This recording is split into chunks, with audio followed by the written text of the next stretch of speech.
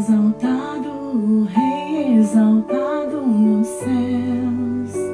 Eu louvarei, Ele exaltado para sempre, exaltado seu nome. Louvarei.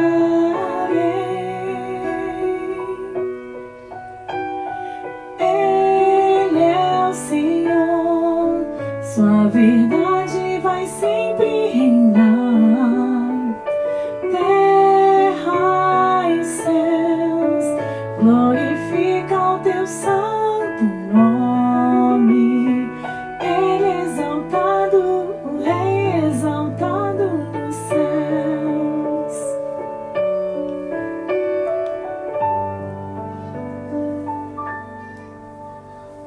Ele é exaltado, o Rei exaltado nos céus.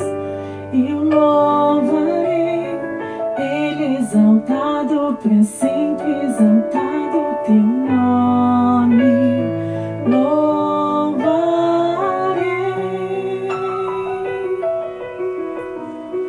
Ele é o Senhor, tua verdade vai sempre reinar. Terra e céus, glorifica o teu santo nome. Ele é exaltado, o Rei exaltado nos céus. Ele é o Senhor, sua verdade vai sempre reinar. Terra e céus, glorifica o teu santo nome. Ele é exaltado, o Rei é exaltado nos céus. Ele é exaltado, o Rei é exaltado nos céus.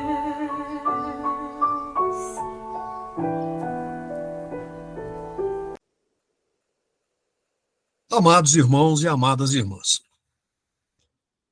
por ocasião de nossa conversa passada, voltei a destacar a obrigatoriedade indiscutível de que o Mashiach deve ser o modelo exclusivo, insubstituível para o discipulado.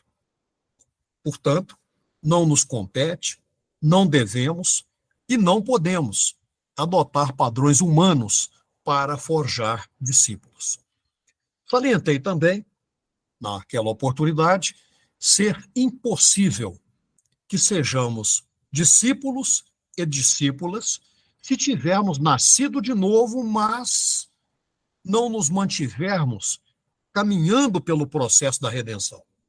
E repetindo, vamos tornar a elencar aqui os seus 8 estágios sobre os quais estamos falando: expiação, libertação, regeneração, justificação, reconciliação, adoção, santificação e glorificação.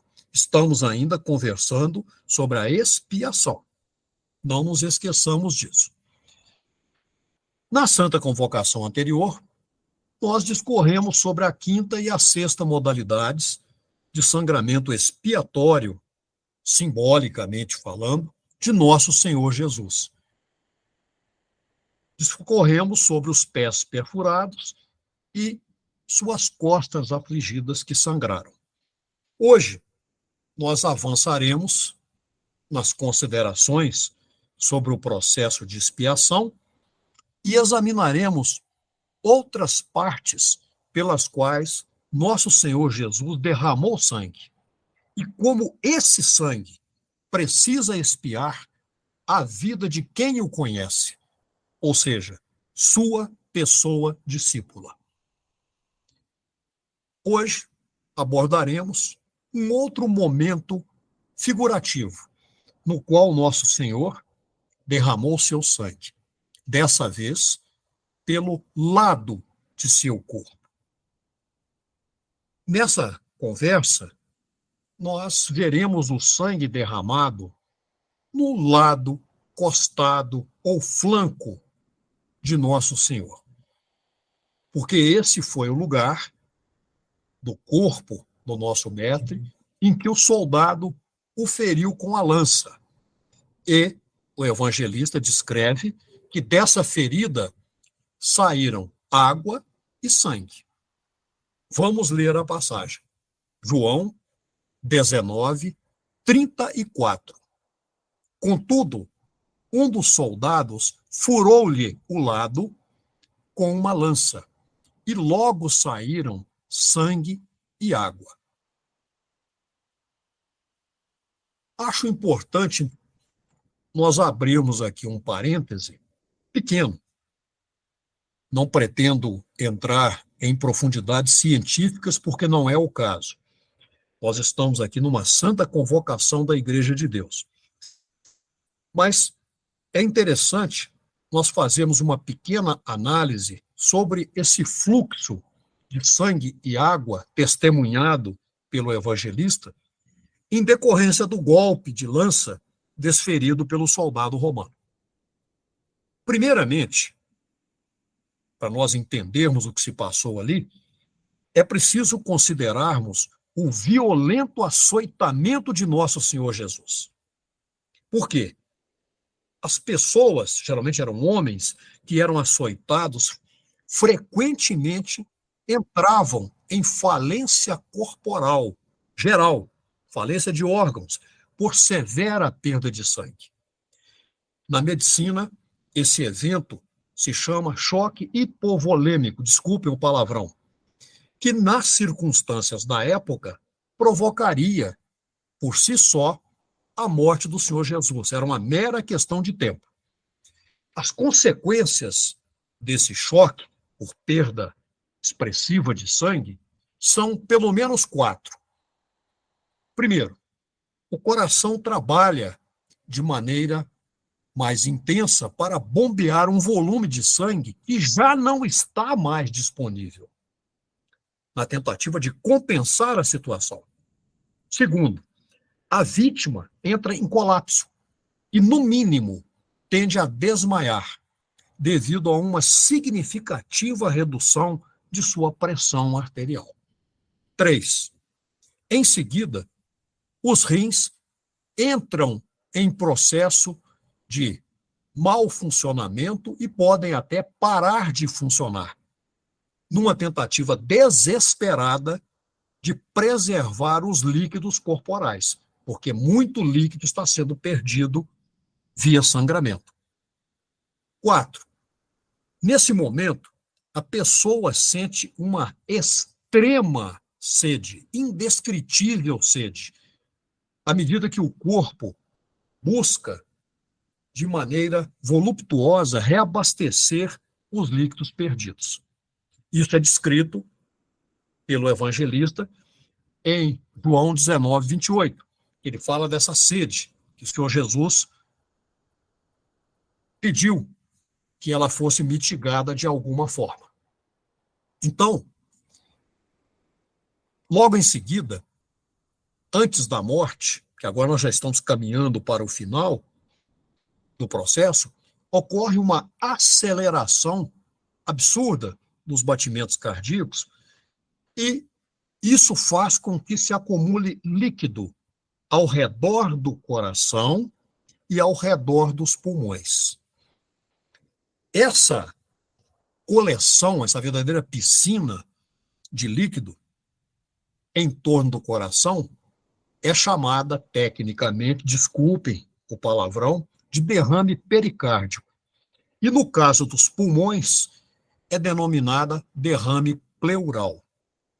O pericárdio é como se fosse um envoltório do coração e a pleura, ela protege externamente os pulmões, envolvendo-os.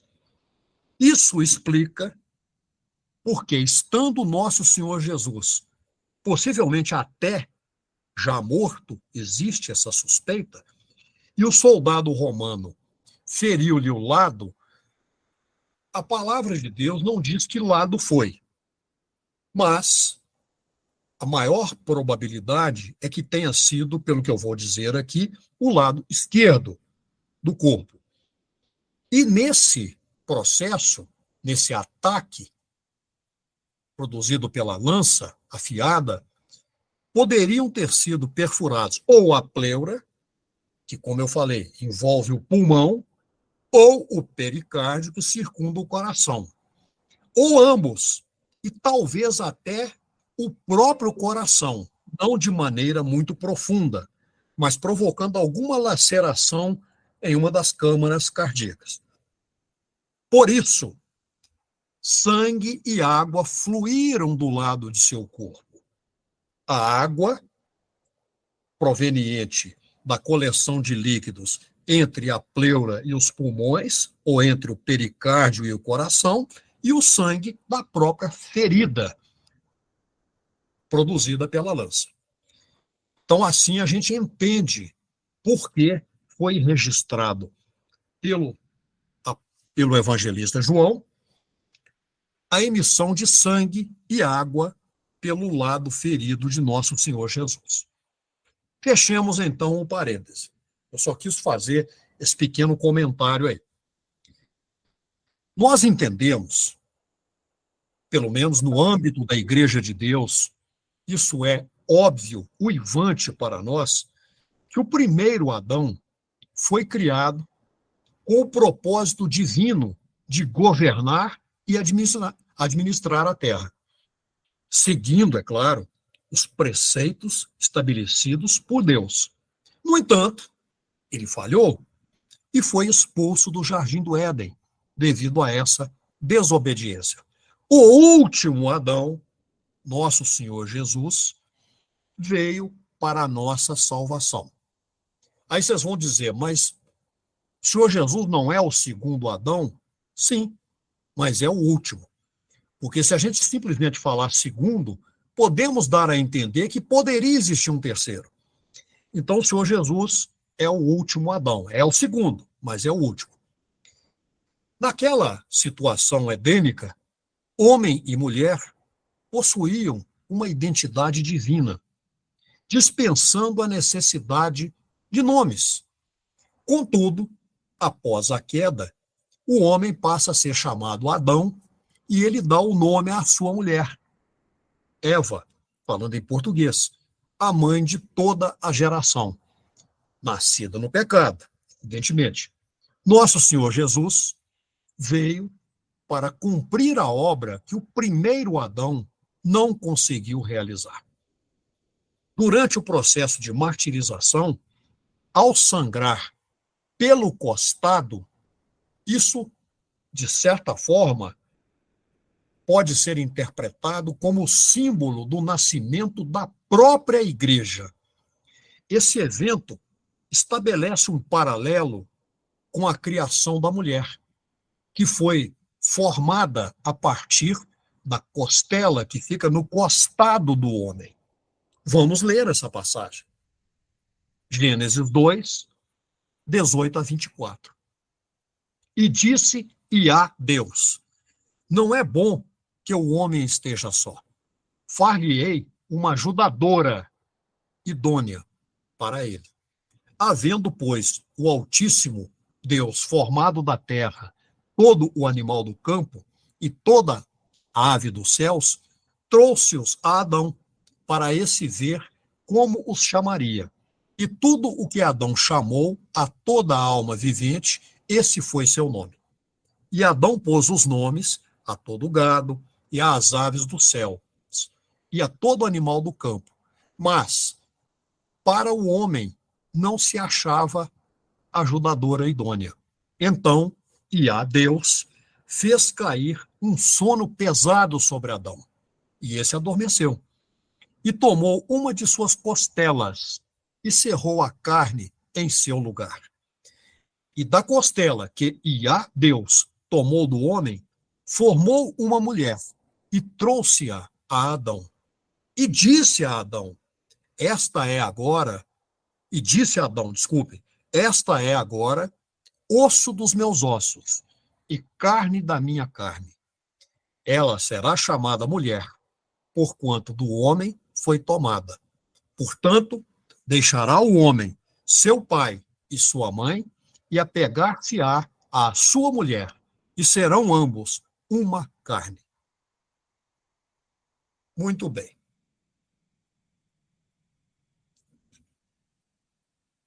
Foi pedida uma ajuda para o homem.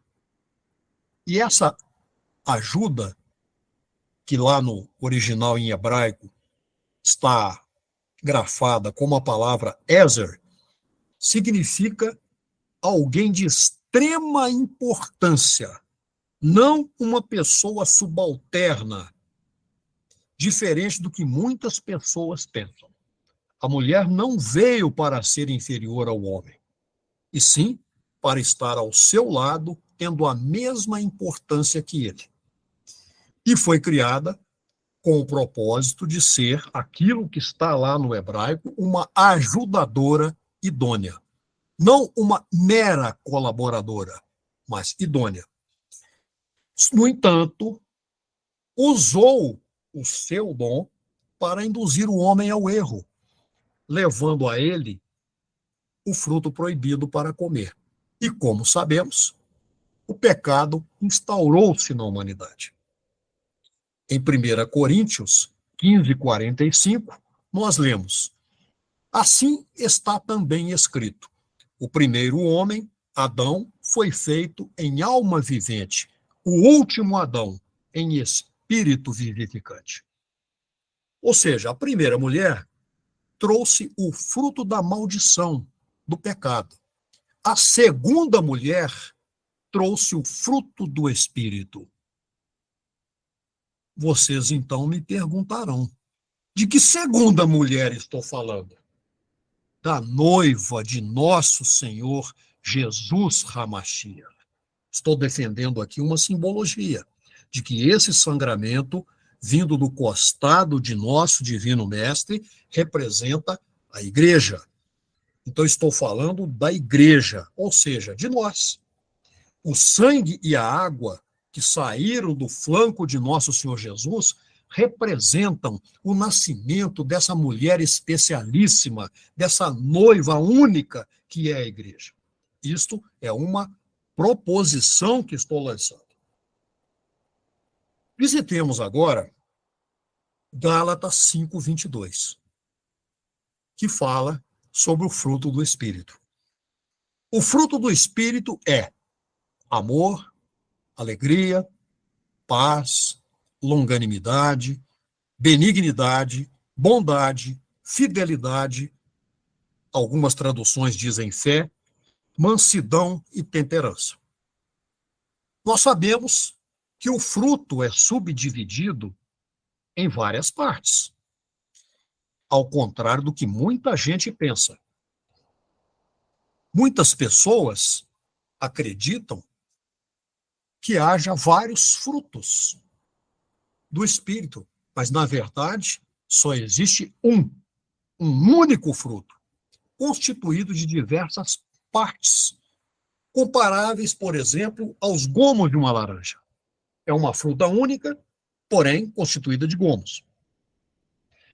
Para nós entendermos e vivenciarmos genuinamente o discipulado, devemos compreender que frutificar não é sinônimo de quantidade de almas que alguém leva para a igreja.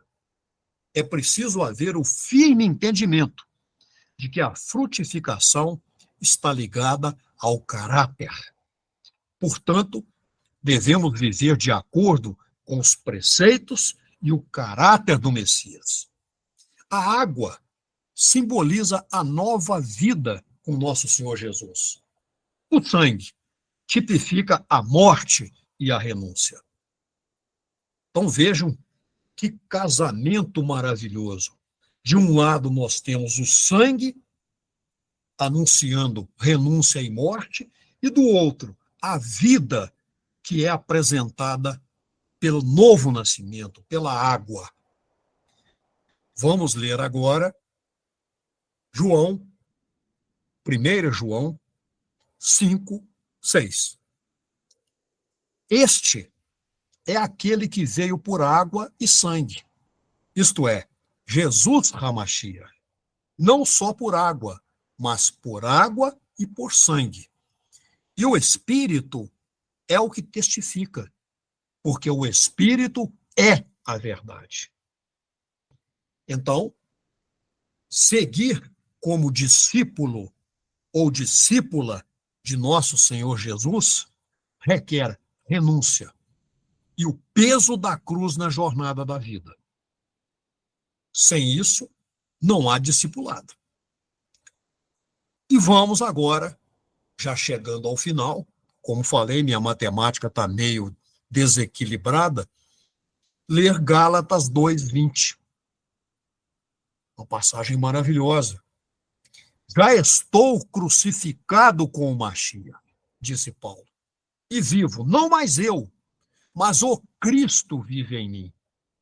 E a vida que agora vivo na carne, vivo-a pela fé do Filho de Deus, o qual me amou e entregou a si mesmo por mim. Como nova criação, desculpe, eu estou um pouco emocionado, nascidos na água e no sangue, como discípulos e discípulas do Cristo de Deus, devemos abandonar a vida de pecado e viver os desígnios do sempiterno e altíssimo Deus. E já meio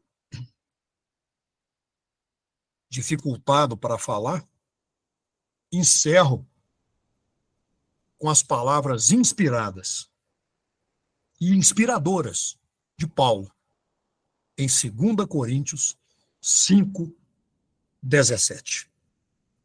Assim que, se alguém está no Machia, nova criatura é. As coisas velhas já passaram. Eis que tudo se fez novo. Amém. Amém. Quão cego outrora eu já vaguei, distante do Senhor, que veio lá dos altos céus salvar o pecador. Foi na cruz em que ao fim percebi meu pecado recaiu em Jesus. Foi então pela fé que meus olhos abri, que prazer sinto agora em sua luz. Temor da morte eu já senti pairando sobre mim.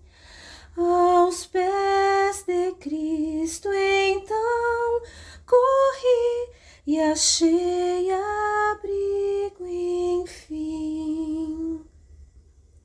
Foi na cruz em que ao fim percebi meu pecado recaiu em Jesus. Foi então pela fé que meus olhos abri, que prazer sinto agora em sua luz. Remido, ó Cristo, o coração, eu ponho ao teu dispor. Teu nome quero sempre honrar teu santo amor. Foi na cruz em que ao fim percebi meu pecado recaiu em Jesus. Foi então pela fé que meus olhos abri, que prazer sinto agora